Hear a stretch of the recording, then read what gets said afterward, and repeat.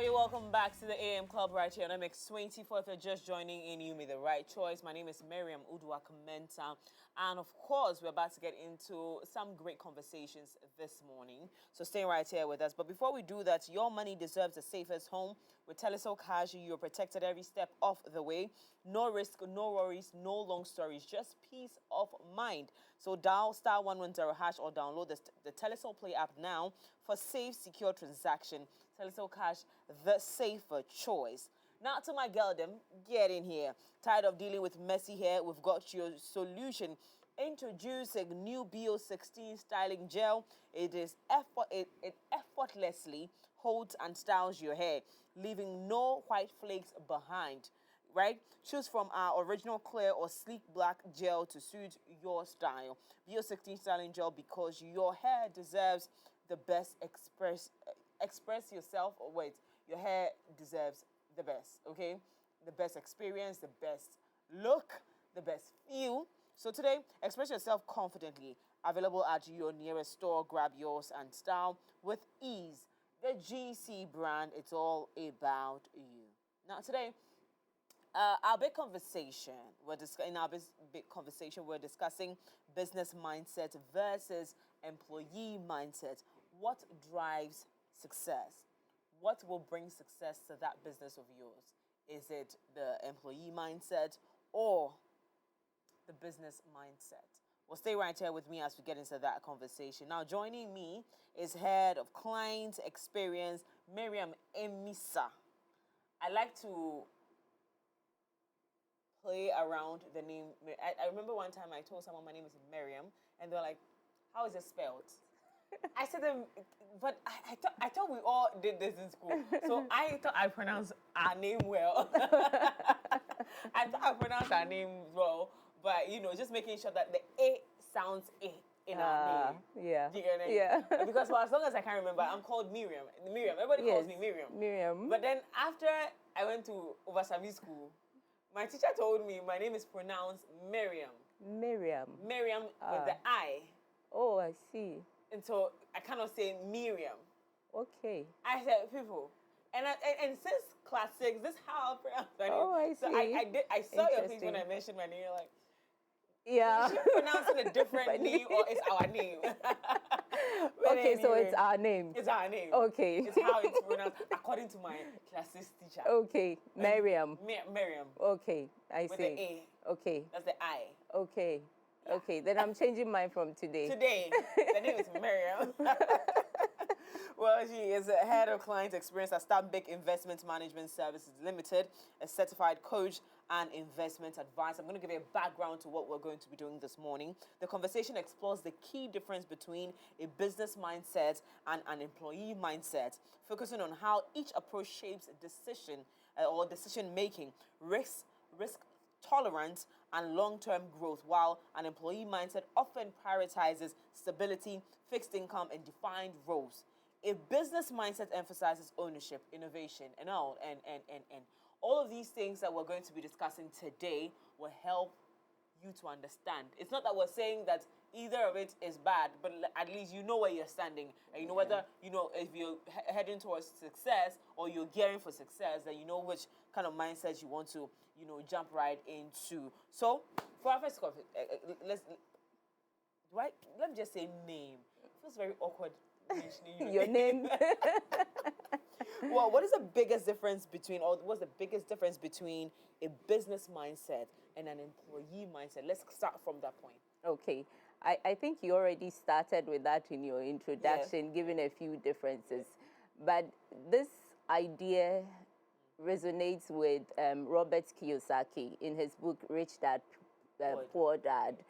And he talks about the employee and the business owner, the self-employed and the investor in the cash flow quadrant. And really what he says is that what determines your financial outcome is the mindset, and the mindset of either the employee or the business owner. And this mindset thing, actually, the theory goes back to Carol Dweck in the fixed mindset and then growth mindset. I'm sure you've heard it a million times, but it's very deep. when you think about it, the fixed mindset would actually fit an employee mindset, and a growth mindset, given the business owner and the challenges they face and the number of times they fail and they have to start again, then you attributed the growth mindset to a business owner. So simply, for me, an employee mindset is one that prioritizes security and safety. And so they look at being paid for their time and salary, whilst the business owner prioritizes strategy and leveraging opportunities. So basically, for me, those are the differences between the employee mindset and then the business mindset or a business owner's mindset. The business owner is looking at taking advantages of opportunities that they have available to them, whilst the employee prioritizes safety, security at every point in time. Right. And so if you're sitting out there in a business and all you care about is, as long as I have this job and I have my salary, life is great, then you should know that you're not a terrible human being, but you're just, the type of person that you want to call a human being or a person with a fixed mindset, not a growth mindset. And that also means that you are more of an employee than an employer. Yeah. Okay. All right. Now, why do people struggle to shift from an employee mindset to a business mindset? Why does that happen a lot? One is the safety and the security. I mean, for a human being, you want to have some certainty attached to a future that is unknown. And so typically, you would want to know where the next income is coming from, how much it is, and what will pay the bills at the end of the month. And for us, culturally, we've grown to have that kind of certainty in the space or the environment that we grow up in. So you're told, make sure you learn hard, get a good job, and then get salary, get married, settle down. And all of these comes with bills that you need to have some kind of security and certainty about it in terms of income that is going to take care of that. So most people find it difficult moving or shifting these mindsets because of the safety and the security that the employee mindset brings, and the income that it comes on a monthly basis. And so that's why people would typically tend to stay here. And I'm an employee. Yeah. And so certainly I've seen and I've worked with a lot of people who receive income every month, and they complain about it not being a lot. They complain about them working so hard, and they feel they are not being paid the amounts that they are due, but they are still stuck and they are not moving. And it's simply because of that uncertainty that they don't know out there, and so they are safe and they keep being where they are. Yes. Indeed. And I think at every point in, even those with the employer mindset, there has been a point where you get there where you're like, I'm not trying to become Superwoman or Superman. I would rather, there's a monthly income that I'm sure that, is going to come every single month. I don't have to bother about paying other people. Yes. Because that's also the other bit that bothers people. That means that I don't get to receive unless, of course, I'm making enough to pay myself and then pay my staff, or even the people that I'm, hiring to get things done for me. I don't want to bother myself with things like, I think I had a conversation with a gentleman last year, and I told him that, why don't you have a team? Why don't you have a structured environment? He was like, what is structure? The overheads are crazy. I'm not about to do that now. I've done it before, it didn't work. I did it before, it was great, but I don't want to put myself through that bedding where every month I'm worried about other people. Would you call that a growth mindset or a fixed mindset? I think you bring something interesting to bear, that you can actually be a business owner and have an employee mindset. I never actually thought about that, but it's very possible. As human beings, we always want that kind of security and safety and certainty that life does not give us. And so it's possible you might have taken that risk or that jump and moved from one state of career choice, which is being an employee, to become a business owner. And then you realize all the uncertainties that comes in, and then you begin to think, maybe I should have. And then that's when you begin to structure stuff like you do when you're an employee, and that does not bring the growth that you need. So you probably might fail at being a business owner. And that's where most of the fear also comes for employees, the fear of failing at what you're going to do out there.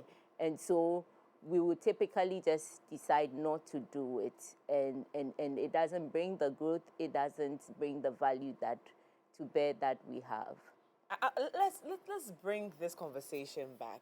What matters in being a leader or an individual that is building something? What matters? Is it the impact or success that is fulfilling to self? And again, some people are fulfilled by impact. You can say that. But let me just put it correctly so that even for those who are watching, they understand. Because now it's in my head that what matters? Is it the impact you make on people, or what makes you fulfilled, or what you gain for yourself in terms of material things, the money you gain, the relevance you gain, or the impact you make? What matters when we're talking about the growth mindset or the fixed mindset?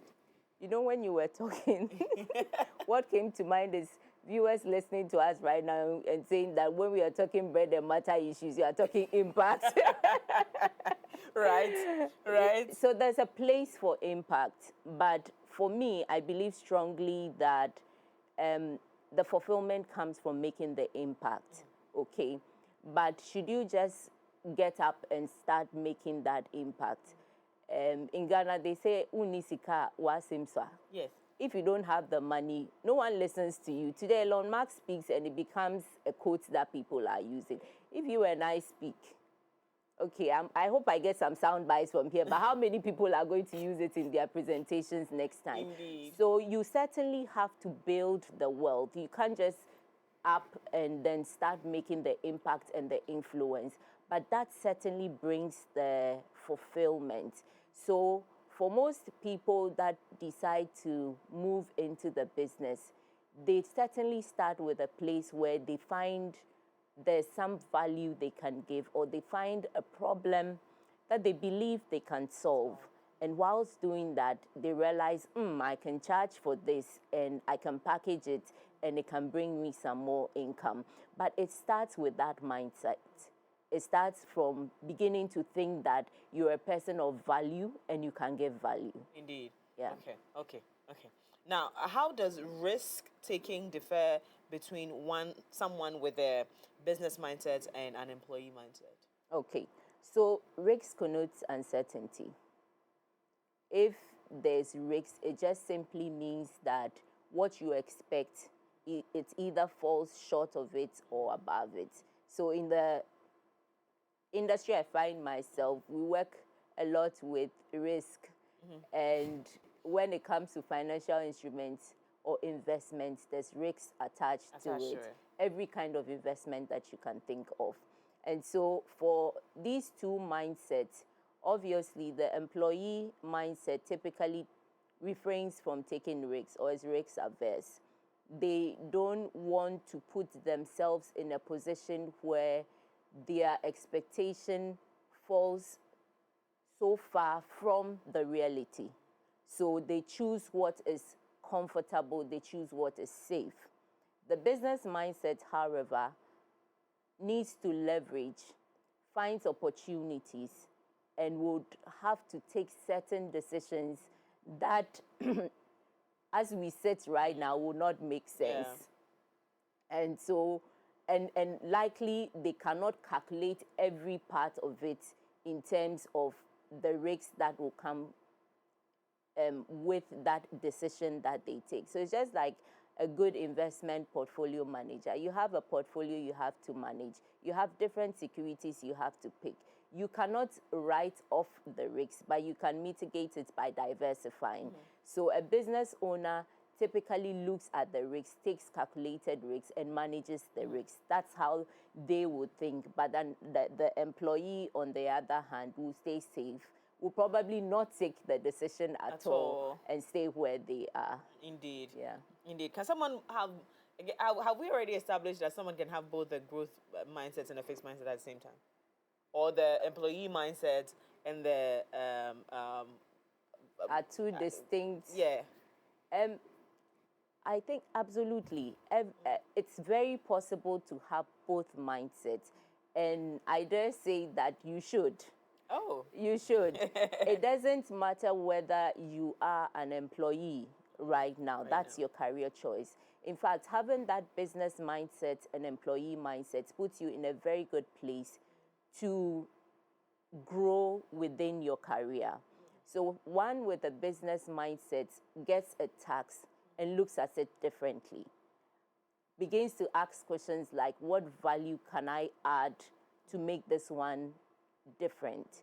Begins to ask questions like, how can I innovate around this thing and not take the same route everybody takes? Begins to challenge the status quo, okay, and ask critical questions, because then an employee mindset will just say, okay, this is how it's done.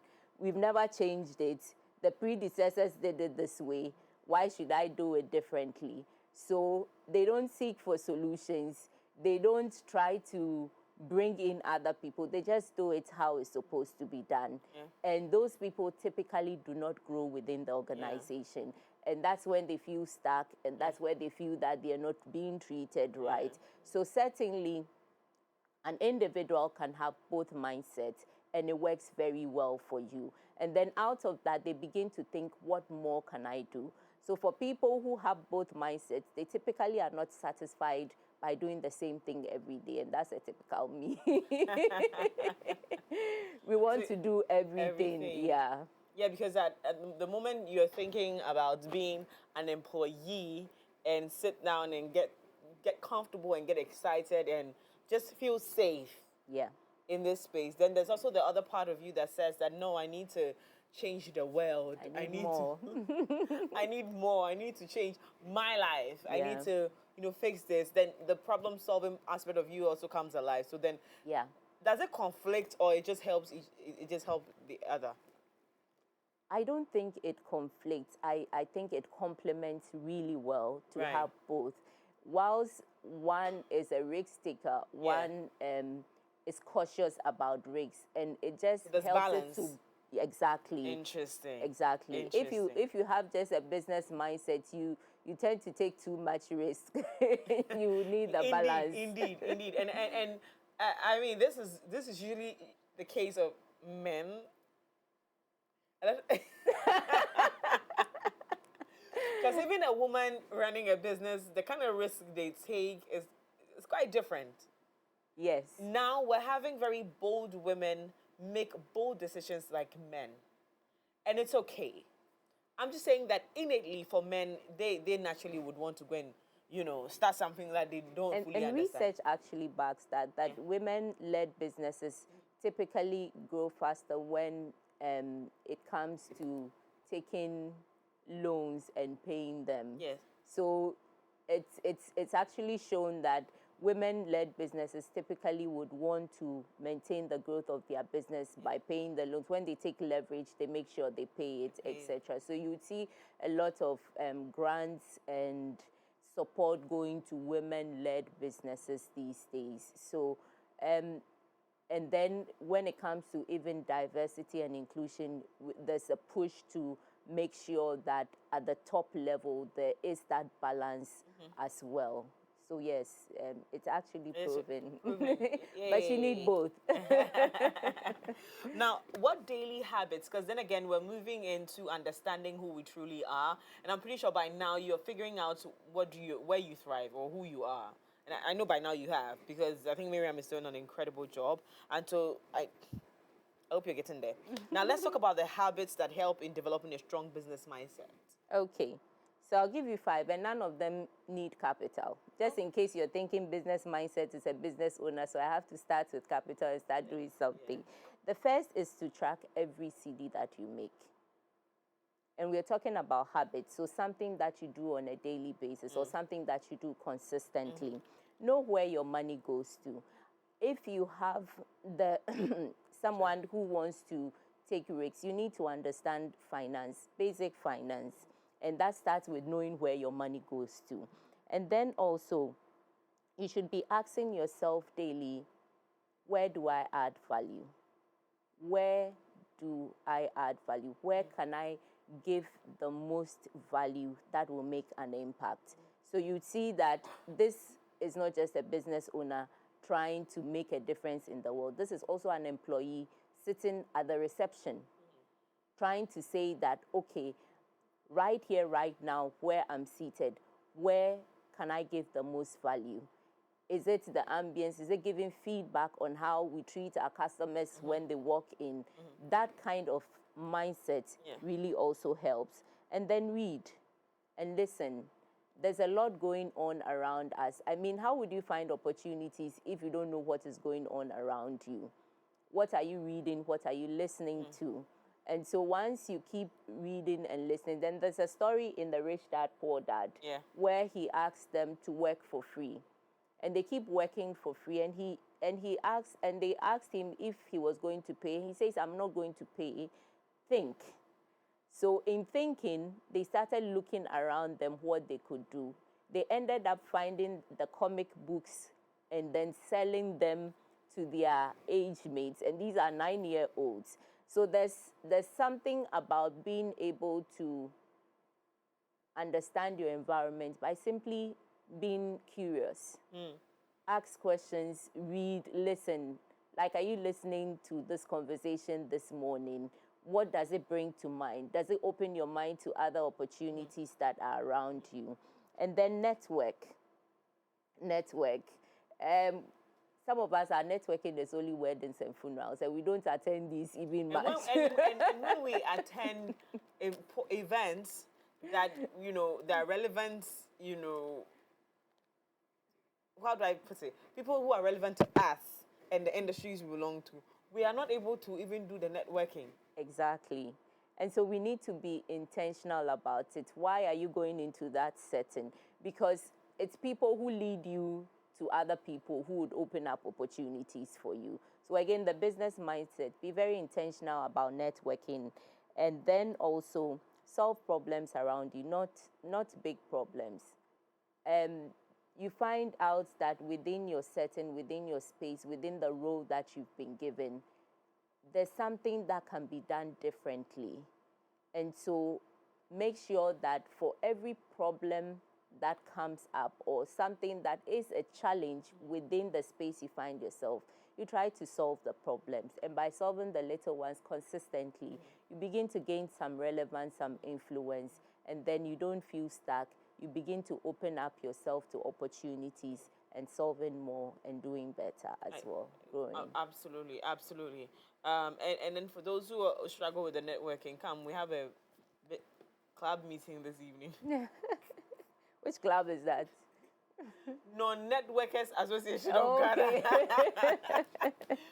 We will not go out, and when we do, we want to hide. It's a very terrible behavior. Sometimes when I come out of places that I know for sure that I could have made some really great contacts here, but then there was me, who enjoys hiding. Like, hiding is one of my superpowers.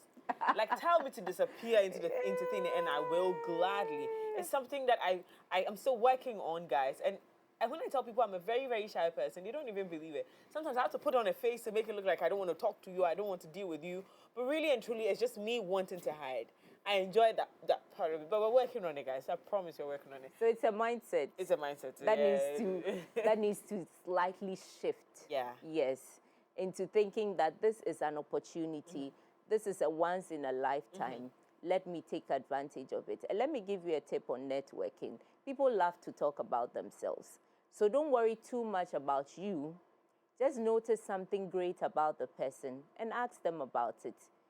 believe you me, before you're done, they would have done half of the conversation talking about themselves, because you just touch on something that they are passionate about, and then you leave knowing something about the person. It could be the lipstick they're using, it could be the hair they're wearing, it could be their nails, anything that you find, and just be genuine about it.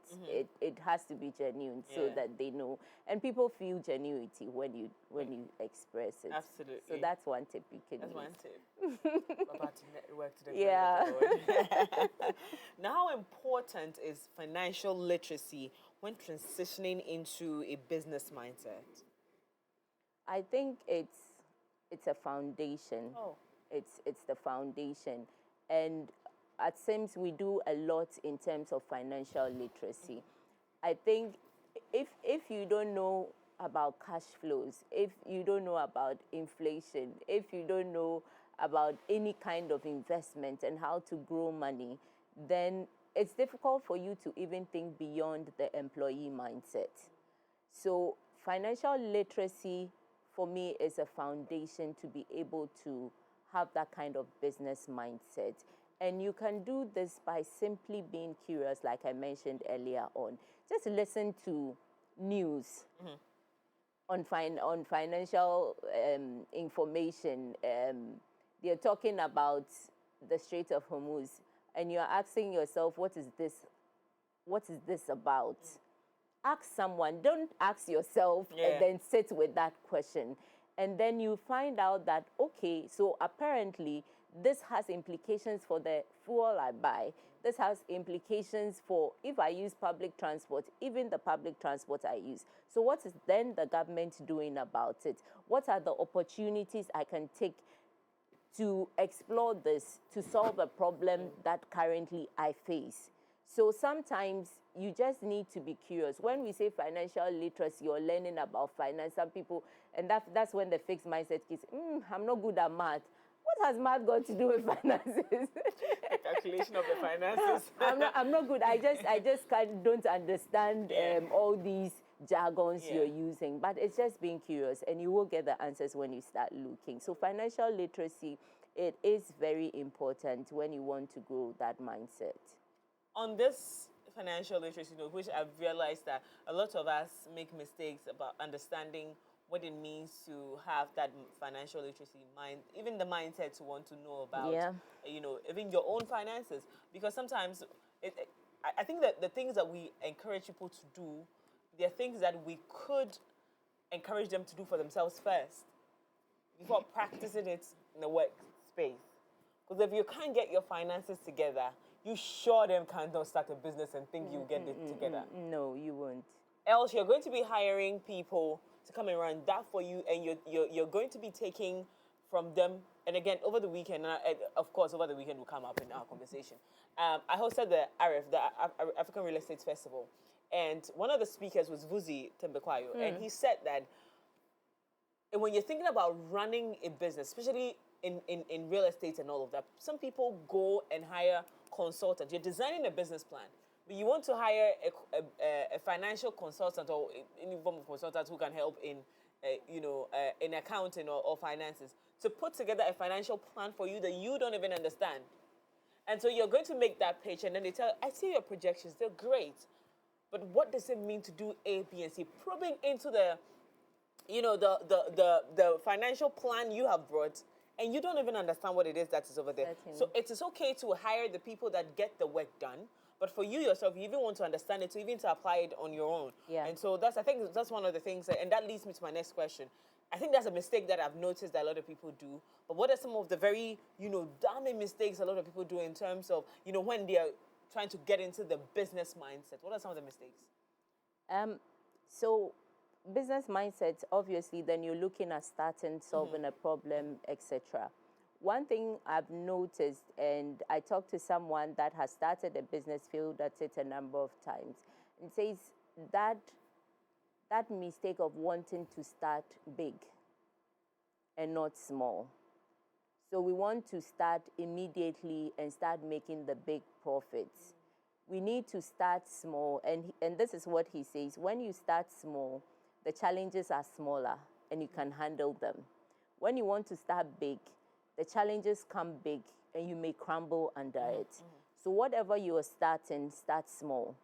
Don't overthink it and go. Another thing, the next one is leverage or loans. You start your business with a loan and you do not consider the fact that you have to pay interest, you have to pay taxes, and then you probably go rent a place, you have to pay rent as well. And at the end of the day, the profit margins are so slim and you begin to crumble quickly. Always make sure that you're starting with your own capital, have your skin in it, and then very low interest or friends giving you some kind of support when you want to start. Another one is also starting for the wrong reasons. What is your why for wanting to move into a business or start a business? Is it to solve a problem or is it to make more money?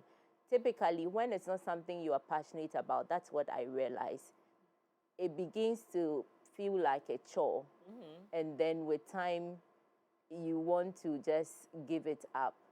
And not being present, absenteeism in a business that you start, it's one of the very common mistakes we make. So you hear that people say, hey, I have a side business, I have a side gig. Hey, this side gig, I have to start somewhere. So you go and start a hairdressing salon. You don't know about it. You don't know how it's done. So what they tell you is what you take as truth. And then you are not present. So before you know it, the people you had have run down the business. And truth be told, trustworthiness in this country is very slim and low. So if you're not present, you're likely to lose your business. And a lot goes into farming. I've heard a lot of bankers who want to go into farming and they have the pig farm or they have some vegetable farms. Every weekend, they try to be there, but every weekend the story is one pig died.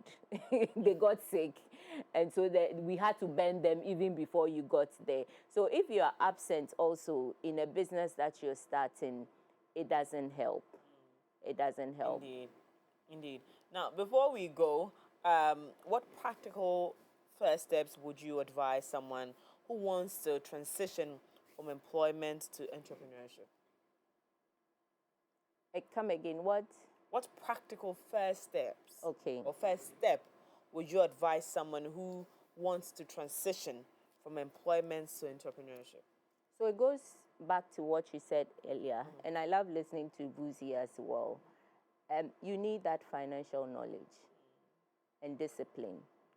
So the financial knowledge and the discipline. Personally, like you were saying earlier, if you can't even manage your own personal finances, then how are you going to start a business and manage that?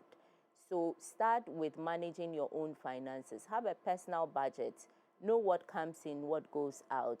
Know the people you have to take care of. And then make sure you're making allowances to save and invest. That first discipline, that first step of knowing what you receive and what you give out is that first step. And then you build the knowledge with it, because it doesn't differ much. The budget for your personal finances is almost the same as the budget for the whole nation, because it has income and expenses. Your personal budget also has income and expenses. So start with the financial discipline and financial knowledge. Before I let you go, there's a question I need answered for us young people who are trying to, life. And the life is not lifing. It's not lifing. For instance, failure, you face this, it's apparently part of life. And I'm saying apparently because they didn't give us the manual. No. So it's apparently part of life. You're supposed to go through it. How does failure contribute to a successful business? Because we've talked about it. You would try it with different things. You would even think you're ready because you have the money or you have the connections. And so you're ready to start. So I'm going to tell you a story. I started about 5 years ago a real estate company. It was called MK Consult. Charlie, I was busy. Oh, and I had a small car, and so I've been moving around, collecting numbers, and go to sites. Then Shadow was coming up, and I resigned from my company at the time because I had a strong belief that this thing it will give me money, and that was my why. My why was to make me poverty will not come for me again. I said I'm going to make a good lot of money. And then when I'm done, I'll go and follow my passion, which is journalism. I went into the business, and 2 years into it, I felt drained, tired, frustrated, didn't make as much money. And I honestly look back and I'm like, that was such a bad move. But that has also deterred me from entering real estate in any way, shape, or form. Like, nothing will bring me there. I just hosted an event that was highly real estate. And I've seen people, young women, thriving. I also didn't take the pain of trying to, but we exchanged numbers, and I'm going to ask them questions on how they succeeded at it. Exactly. But if in a case where I don't ever get the time to connect with them, how does failure play a role in succeeding as a business person? Awesome question. Thank you. Failure is key. I cannot say it enough. And typically, that's one of the key things about the growth mindset. Failure is just a stepping stone. And one of my mentors, John Maxwell, actually has released a book recently on failure. And he says, fail forward. Because failure is just experience, one, and two, finding a way of not getting one thing done or something done. Because once you fail at it, you've just realized a way not to get it done. And that is called experience. So you may think that, okay, I'm meeting these women that are thriving in real estate. But when you meet them, you have experience. And you can tell them one way of not getting something done. So failure just gives you experience. And the way to fail forward and to use it as leverage is to understand that this is a building block that will help me not to make that mistake ever again. Okay, so for business owners, the way they think about failure is not that, oh no, I am a failure. I just did not get it right this first time. I need to find another way of getting it done. So it actually is fundamental in your growth, depending on the way you take it. Because most people take failure personal, that I failed, and so I don't have the value anymore. It will not work for me anymore. And then I walk away from it. And so MK Consult, and by the way, my business is MK Anna Consult. Oh, God. We have so much in common. We have so much in common. We have so much in common. The reason why you shouldn't have walked away from MK Consult is that you just gained experience in not getting it done right. And so you need to try it another way. So I would love to hear that you went back and you actually got a name made out of it, because you can. Yeah. You can. And so failure does play a role in your growth as a business owner. And that mindset, which is the business mindset or the growth mindset, requires that you see failure as a stepping stone, as experience, and as a way of not getting the thing done. The growth mindset or the business mindset requires that you see failure as a stepping stone, is what Miriam is telling us this morning. Thank you so much. I have learned to fail forward this morning, because that failure idea is something I've not gone back to. And mind you, that's the only thing I have actually not gone back to do. I failed the first time in PR, I've gone back to it. I failed the first time in journalism, I came back for it. Real estate is the only thing I've never gone back to. Now, so today, you might see me. You never know.